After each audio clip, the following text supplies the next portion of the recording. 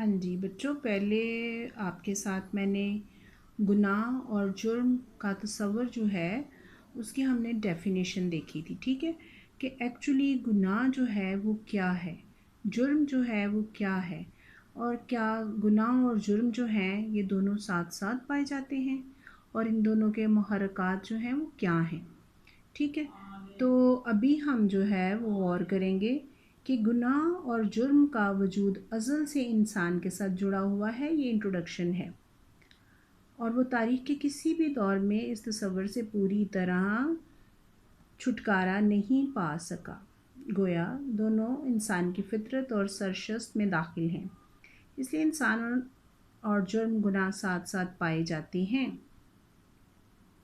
लोगों के साथ रहने से एक दूसरे पर इन्हसार बढ़ता है तो हकूक़ व फ़राइज़ की इब्तिदा होती है, और जब हकूक़ पूरी तरह अदा ना किए जाएं या फ़राइज़ में कोताही की जाए या हक़ तलफ़ी वजूद में आए तो यहीं से गुनाह जो और जुर्म जो है वो पैदा होते हैं।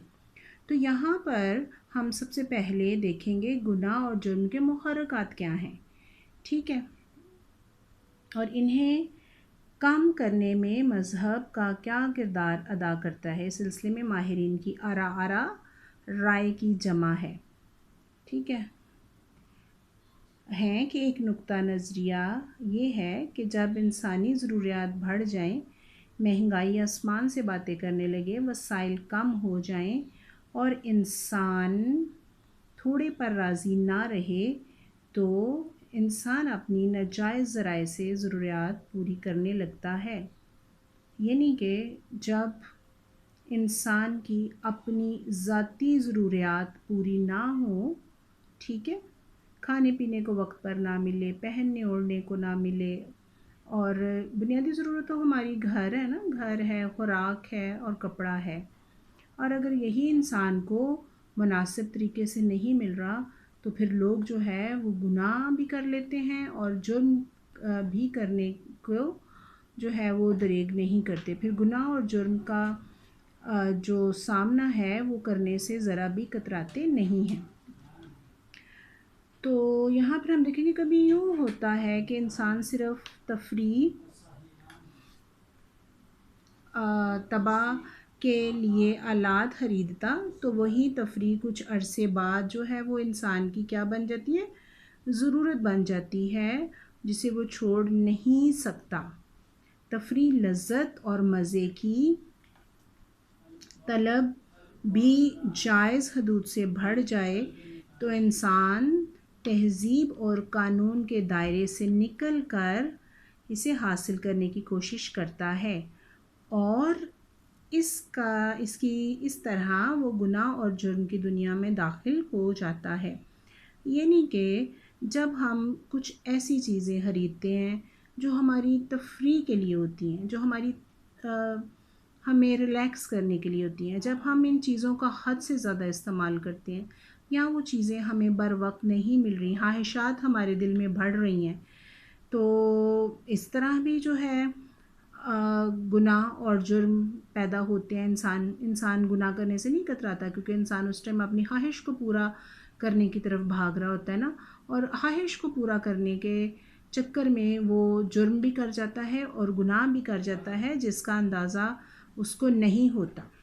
इस तरह वो गुनाह और जुर्म दोनों की दलदल में धंसता चला जाता है। इंसानी ज़िंदगी में सही और गलत, जायज़ और नाजायज़, नीज़ गुनाह और सवाब के तसव्वुरात भी मुख्तलिफ हैं।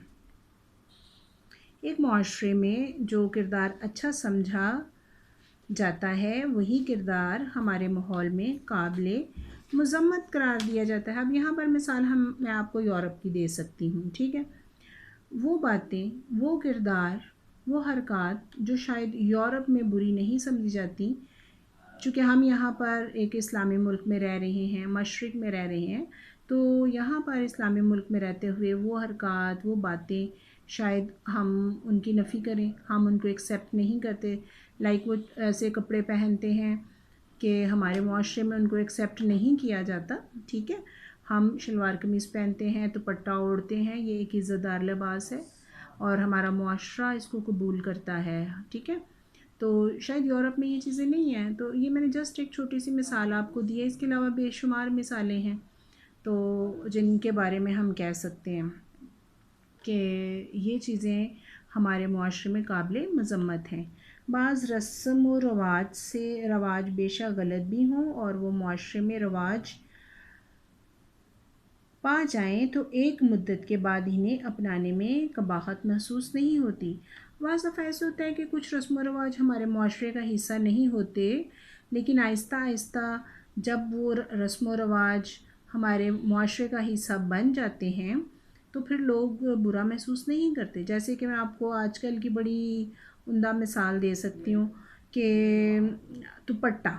آج کل آپ نے دیکھا ہوگا دوپٹہ ٹی وی پر بھی میں دیکھتی ہوں، نیوز کاسٹرز ہیں یا ٹی وی چینلز چل رہے ہیں، پروگرام آتے ہیں، ڈرامے آتے ہیں. ہماری بچیاں دوپٹہ نہیں لیتی. دوپٹہ جو ہے وہ عزت کا باعث ہے، ٹھیک ہے، اس سے عزت ہوتی ہے نا. تو ہماری بچیاں نہیں لے رہی ہیں، ٹھیک ہے. ٹی وی ڈراموں میں بھی لڑکیاں یہی چیزیں آ رہی ہیں، بچے ان چیزوں کو کاپی کرتے ہیں. آہستہ آہستہ کیا ہو گیا کہ دوپٹہ نہ لینا اب ہمارے معاشرے کا حصہ بن گیا. اور اب لوگوں کو عجیب نہیں لگتا. پہل ایسا ہوتا تھا جب بچیاں دوپٹہ نہیں تھی نہ لیتی، ماں باپ غصہ کرتے تھے، لیکن اب نہیں کرتے. اب شاید وہ بھی اس چیز کو مان گئے ہیں کہ شاید فیشن ہی ہو گیا، شاید ابھی یہی چیزیں عام ہیں، ٹھیک ہے. اس کے باوجود کچھ اخلاقی خوبیاں اور خامیاں ایسی ہیں جن پر بہت سی قوموں اور مختلف معاشروں کا اتفاق ہوتا ہے، اور یہی مذہب کے مقرر کردہ اصول ہیں. قومیں، معاشرے اور مذاہب جن باتوں پر اتفاق کر لیں. تمام مذاہب میں ایک ایسی برتر ہستی کا تصور پایا جاتا ہے جو نہ صرف انسان اور پوری کائنات کی خالق بھی ہے اور اسے چلا بھی رہی ہے. اور وہ برتر ہستی کون سی ہے؟ خدا. پوری کائنات کو چلانے والا، اس کے نظام کو قائم رکھنے والا خدا ہے. الہامی مذاہب کی یہ قدر مشترک ہے، ایک جیسی ہے کہ انسان اپنے خالق کی ہدایت کے مطابق زندگی بسر کرے. کہ جو اصول و ضوابط، جو قوانین ہمیں خدا نے بتائے ہیں، ہمیں اپنی زندگی ان کے مطابق بسر کرنی ہے. اسی طرح مذہب زندگی گزارنے کا لائحہ عمل دیتا ہے اور اصول و ضوابط بھی، جنہیں کروڑوں انسان آج بھی تسلیم کرتے ہیں اور کروڑوں ان پر عمل بھی کرتے ہیں. بہت سے ممالک ان مذہبی ہدایات کے مطابق قانون سازی بھی کرتے ہیں، ٹھیک ہے. اصول و ضوابط ہمیں مل رہے ہیں، قوانین مل رہے ہیں، ہمیں ان پر عمل کرنا چاہیے تاکہ ہم اپنی زندگیوں کو بہتر کر سکیں. اور جیسے کہ ملک کے قوانین کو ملک میں کچھ قوانین ہوتے ہیں اور ہم لوگوں پر ان کی پابندی لازم ہوتی ہے.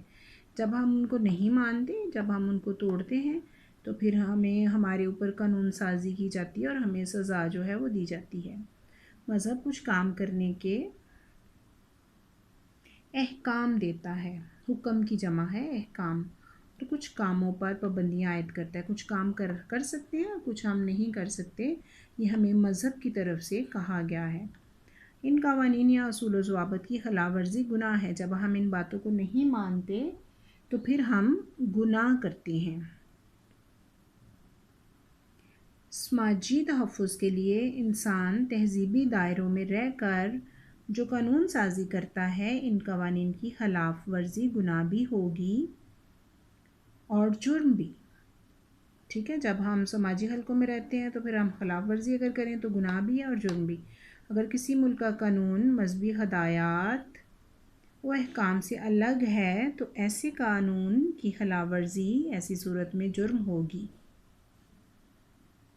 جب قانون نے اس جرم کی سزا ابھی مقرر کی ہو، گویا قانون کا تعلق الہیات سے ہے اور اس کی سزا بھی موت کے بعد ہوگی، جبکہ ملکی قانون کی خلاف ورزی کی سزا ملک کا قانون اسی دنیا میں دیتا ہے. اگر تو ہم وہ باتیں جو مذہب ہمیں بتاتا ہے اس کے مطابق چلتے ہیں، ان کو دیکھتے ہیں، ان پر پڑھنے کے بعد عمل پیرا نہیں ہوتے تو اس کی سزا جو ہے وہ ہمیں بعد میں ہمارے مرنے کے بعد ہمیں ملے گی، لیکن ملک میں رہتے ہوئے جو قوانین، جو اصول و ضوابط بنائے جاتے ہیں، اگر ہم ان پر عمل نہیں کرتے تو قانون کو پورا حق حاصل ہوتا ہے کہ وہ قانون سازی کریں، ہمیں سزا دیں، اور چونکہ اگر ہمیں سزا نہیں ملے گی تو پھر ہم وہ جرم یا وہ گناہ جو ہے وہ کرنے کے عادی ہو جائیں گے۔ تو یہ بیٹا لیکچر نمبر 1 تھا، آپ اس کو سنیں کیونکہ اس کے بعد جو ہے آپ نے لانگ اور شارٹ کویسچنز وغیرہ کرنے ہیں۔ Thank you.